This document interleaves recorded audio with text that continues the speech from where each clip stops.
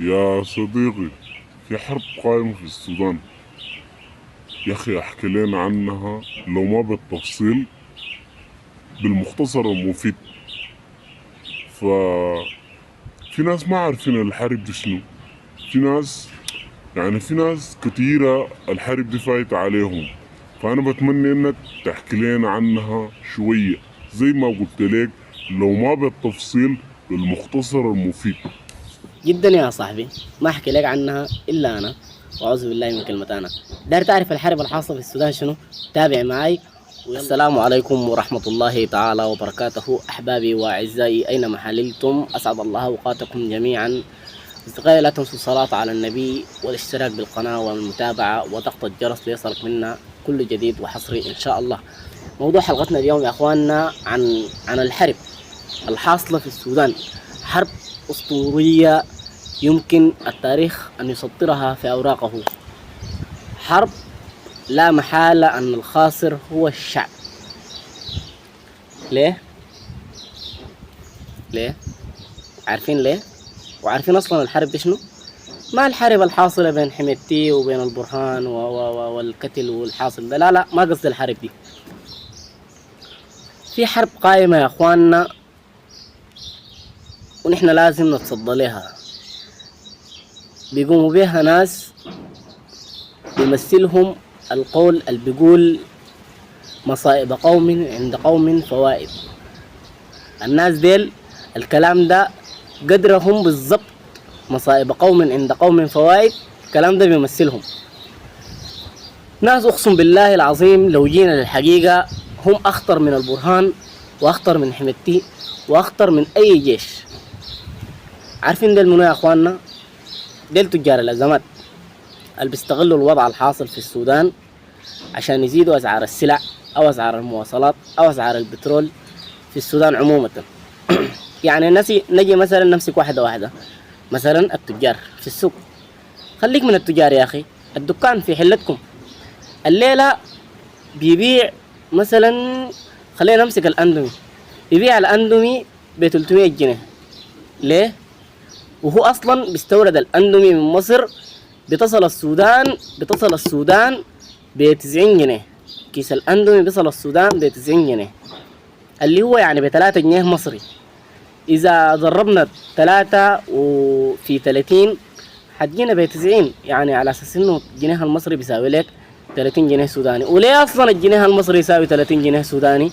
دي ما مشكلتنا، خلونا في الحاصل معانا. بيبيع لك كيس الاندومي ب 300 جنيه في حين انه هو مشتريه ب 90 جنيه. اول حاجه ده حرام، ما علينا بالحرام والحلال، خلينا منه. نحن حاليا في نطاق معين.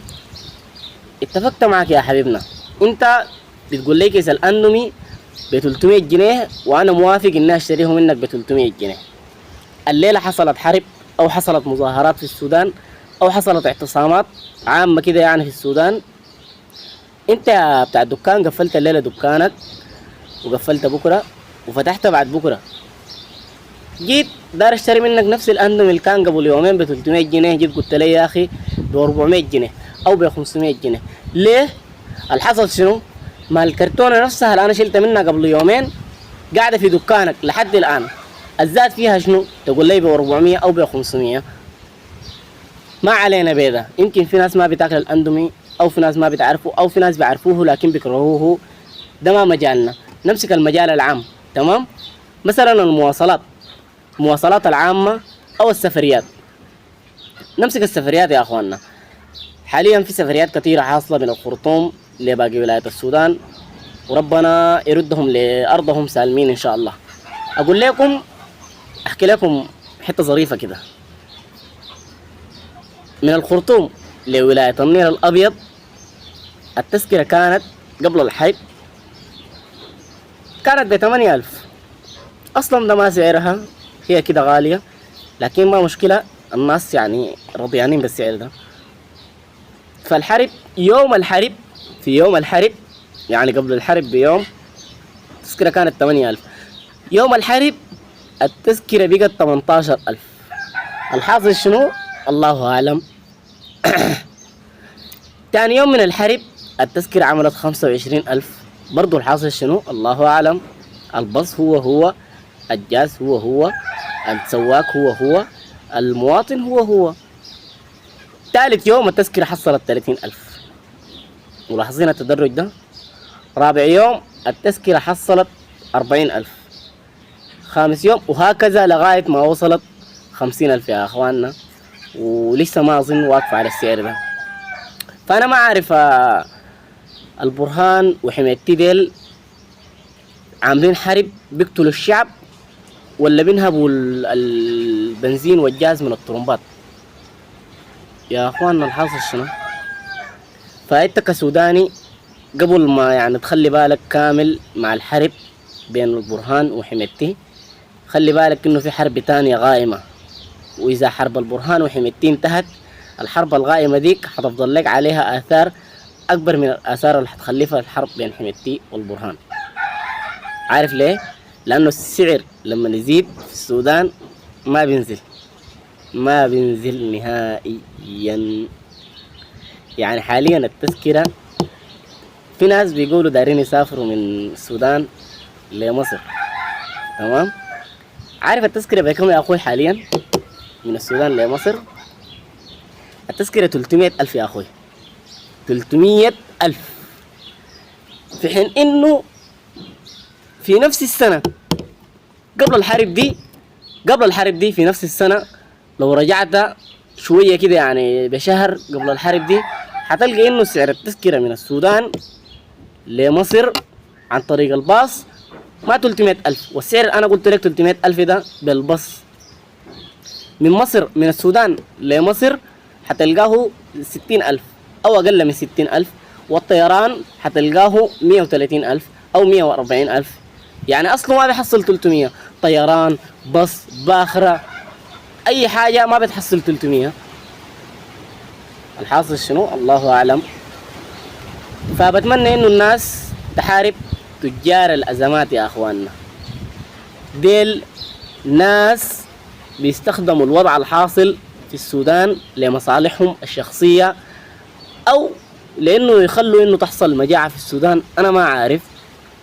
لكن غايته هم طالما إنهم بيستعملوا الوضع الحاصل في السودان لمصالحهم أو يوصلوا السودان لمجاعة، فأنا بقول للناس اللي بتمثل فيهم القول بتاع مصائب قوم عند قوم فوائد. في نقطة ظريفة كده بيقولوها سودانيين، بيقول لك إنه الشعب السوداني هو بكون ما قاصد الشعب السوداني كله، هو بكون قاصد تجار الأزمات. بيقول لك ديل إذا عرفوا إن يوم القيامة قرب حيزيدوا سعر المصالح.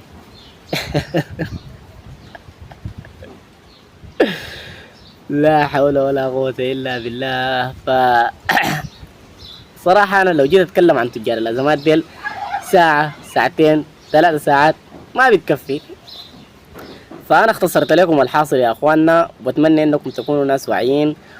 ولو أنت زول من تجار الناس، من تجار الأزمات، يعني لو أنت زول من الناس وفي نفس الوقت من تجار الأزمات وسمعت كلامي ده، أحب أذكرك إنه قدام ده عارف شنو؟ يعني ما قدام يومين 3 4، لا قصدي قدام لما أنت تدخل الشبر. هل حتلقى إنه سعر البنزين اللي أنت زدته ده حتلقاه معاك في جيبك؟ هل حتلقى سعر المواد الغذائية اللي أنت زدتها ووصلتها السما حتلقاها في جيبك؟ هل حتلقى قروش معاك في الكفن؟ ها؟ لا. يا أخواننا اتقوا